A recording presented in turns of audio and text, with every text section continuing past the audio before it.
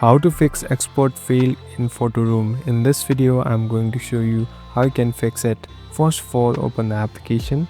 Now here on the bottom, you can see this plus icon. Simply tap on it. Now you can import any of your photos from your gallery. So here I've selected a photo. Now it has been imported. Now I'm in this editing platform. So after you are done with all of your edits, adding images and making the images better, at last simply tap on this export button. So first make sure that you are logged in with your account. So this will secure it and it will also save it in your account. The next thing is you must have your storage empty. So after that you'll be able to easily export the photo and save it. Thank you for watching this video. I hope this video will help you.